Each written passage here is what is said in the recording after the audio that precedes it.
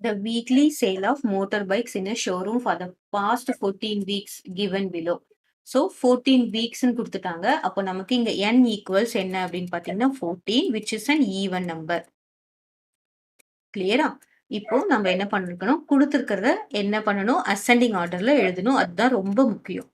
மீடியன்னாலே நம்ம என்ன பண்ணணும்? We have to write in ascending order. இப்போ ஃபர்ஸ்ட் நமக்கு சிங்கிள் டிஜிட்ல கொடுத்துருக்காங்களா? சிங்கிள் டிஜிட்ல என்னென்ன இருக்குன்னு பார்த்தீங்கன்னா ஃபர்ஸ்ட் 3 இருக்கு. ஸோ நம்ம 3ல ஆரம்பிக்கலாம். 3 அப்புறமா 4 இருக்கு. பார்த்தீங்கன்னா 2 4 இருக்கு. 2 4ம் எழுதணும். 4 ஒரு ஒரு தடவை எழுதிட்டு விட்டுறக்கூடாது. சரியா? அப்புறமா 5 இருக்கு. ஒரே ஒரு 5 தான் இருக்கு. அப்புறம் பார்த்தீங்கன்னா 6 பார்த்தீங்கன்னா 2 6 இருக்கு. அப்போ 2 6ம் எழுதணும். 2 6ம் எழுதணும். சரியா? அப்புறமா 7 7 பார்த்தீங்கன்னா 2 இருக்கு. ஸோ 2 7ம் எழுதணும். அடுத்தது 8 இருக்கு.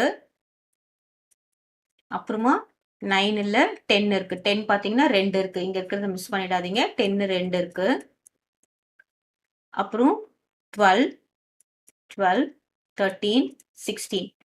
ஓகே 12 13 16. இப்போ எத்தனை இருக்கு பாருங்க 1 2 3 4 5 6 7 8 9 10 11 12 13 14. n is 14 வந்தாச்சு. 14 is a even number. இப்போ நம்ம சிம்பிளா கண்டுபிடிக்கிறதுக்கு நான் ஃபார்முலா வச்சு சொல்லித்தரேன். சிம்பிளாவும் கண்டுபிடிக்கிறேன் பாருங்க. இந்த இந்த டேர்ம் அப்படியே ஈக்குவலா கேன்சல் பண்ணிட்டு வரீங்க. இது கேன்சல்னா இது சப்ராக்ட் இதெல்லாம் கிடையாது. நம்ம ஈக்குவலா இந்த பக்கம் 3 டேர்ம்னா இந்த பக்கம் 3 டேர்மை கேன்சல் பண்றோம். இந்த பக்கம் 4வது டேர்மை கேன்சல் பண்றோம். 5வது டேர்ம் 6வது டேர்ம் இப்போ 7வது டேர்ம் பாத்தீங்கன்னா என்ன இருக்கு 7 இருக்கு. ஸோ 7 + 7 என்ன பண்ணணும் பாத்தீங்கன்னா மீடியன் இஸ் இங்க 7 இருக்குல்ல 2 7 7 + 7/2 which is 14/2 which is again equal to 7.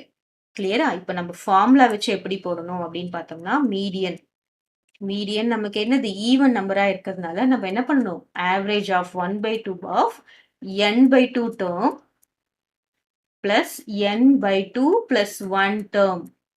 இதுதான் நமக்கு ஃபார்முலா.